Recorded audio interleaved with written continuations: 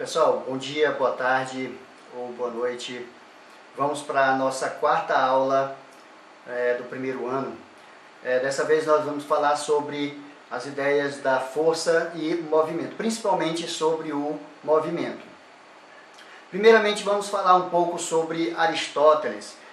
Lembrando que o Aristóteles foi um filósofo que viveu no século IV a.C., e ele admitia duas regiões relacionadas ao movimento. Para trabalhar, para falar sobre o movimento, ele acreditava muito nessas duas regiões, que era a região sublunar, que ficava abaixo da Lua, e uma região chamada supralunar, que ficava acima da Lua. Nessa região sublunar, ele admitia que existia 4 elementos fundamentais que formavam a natureza, né?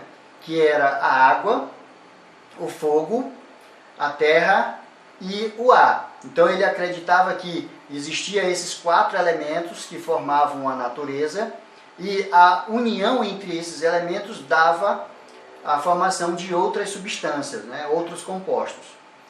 Na região supralunar, nessa região estariam os corpos celestes. Esses corpos celestes possuíam movimentos constantes e perfeitamente circulares, né? Eram formados por um quinto elemento, esse quinto elemento é chamado de éter, e os corpos celestes eles descreviam órbitas perfeitamente circulares, como numa sequência de cascas esféricas. Lembrando que para esse sistema ele adotava o sistema geocêntrico, para representar o movimento dos corpos celestes, onde a Terra era o centro do universo. Logo depois, por volta de 15 séculos depois, Nicolau Copérnico, que era um astrônomo, né, astrônomo polonês, ele formulou um modelo heliocêntrico, colocando agora o Sol como centro do universo. A Terra e os outros corpos celestes giravam ao redor do Sol. O matemático René Descartes formulou o seguinte pensamento, que a verdade poderia ser alcançada através de 2 habilidades, duvidar e refletir.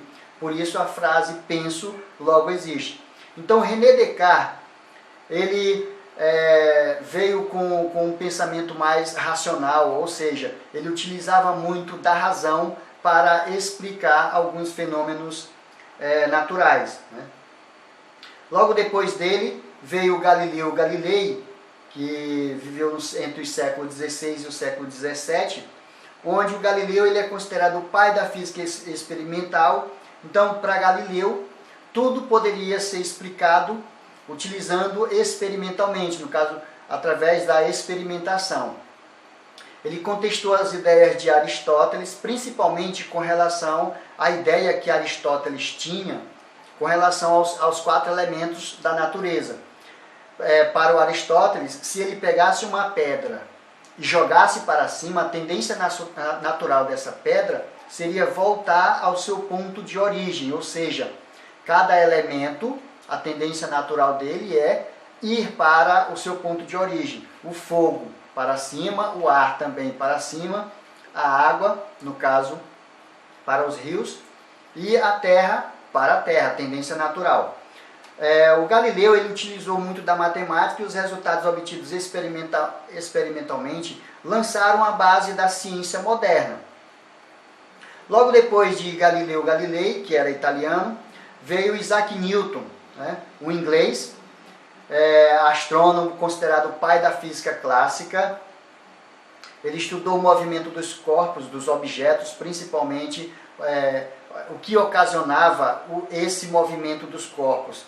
Lembrando que, quando se trata de Newton, mais à frente iremos estudar as famosas leis de Newton, né? E ele também tentou explicar o movimento dos corpos celestes, dando base para a gravitação universal, que era o estudo da gravitação, o estudo do movimento dos planetas e dos corpos celestes.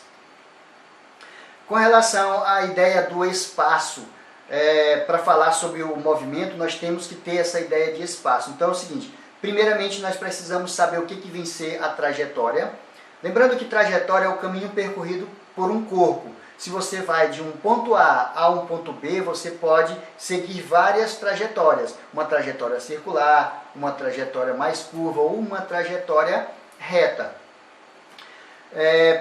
Devemos levar em consideração também a ideia do deslocamento. Se você vai de um ponto A para um ponto B, você pode, através de uma trajetória ou de várias trajetórias, mas você vai ter um deslocamento, que é do ponto A para o ponto B. Você pode passar de A para B, de B para C, mas de A para C é considerado o seu deslocamento.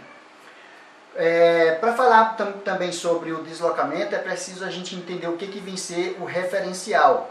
O referencial adotado de um ponto A para um ponto B. Então, nós precisamos entender o que vem ser esse referencial. Então, a partir dessas ideias, nós podemos destacar o que vem ser o movimento ou o que vem ser um estado de repouso. Por exemplo, aqui nós temos a seguinte situação. 3 corpos partem de A, vamos pensar de A para B, de B para C. Então, de A para C, nós temos o deslocamento. Então, os 3 corpos estão se deslocando de A para C. Lembrando que, levando em consideração esse ponto de referência, um corpo parte na vertical e logo depois ele segue na horizontal. Esse outro corpo seguindo uma outra trajetória, uma trajetória mais circular, né? Uma parábola. Enquanto que esse aqui ele faz uma trajetória na diagonal. Então nós temos várias trajetórias, né?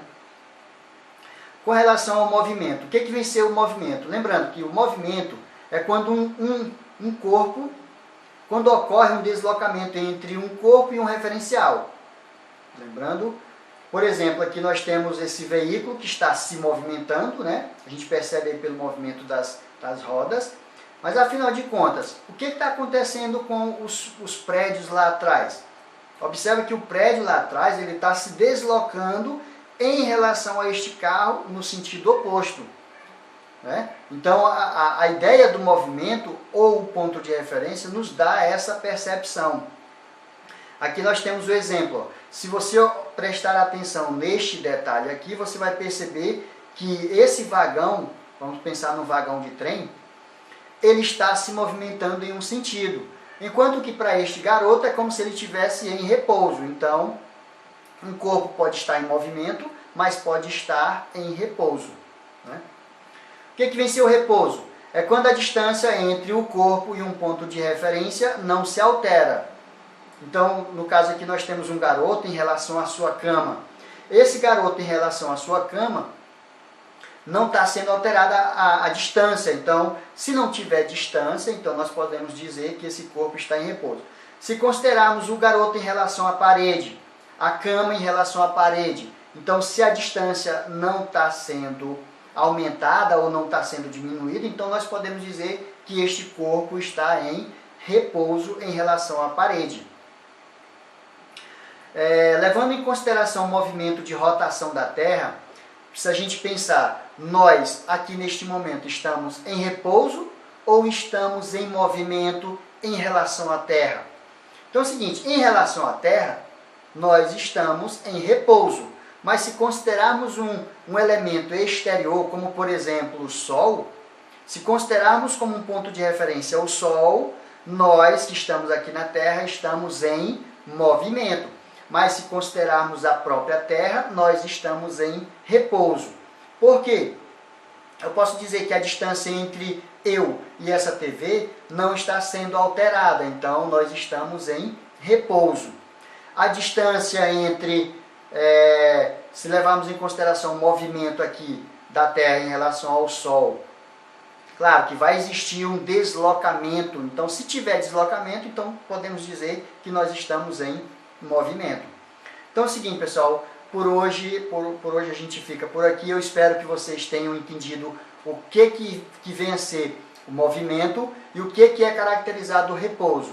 Relembrando que o movimento é quando a distância entre um ponto de referência e esse corpo ela é alterada. Então, se tiver deslocamento, significa dizer que este corpo está em movimento.